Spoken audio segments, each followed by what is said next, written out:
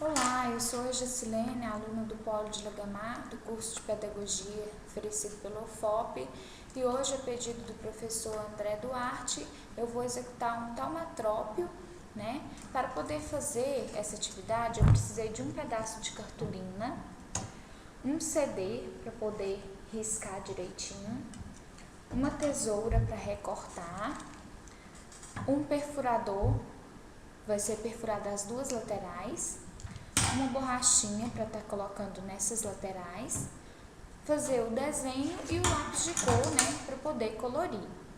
Eu desenhei uma foquinha de um lado e uma bolinha do outro. Veja como ficou.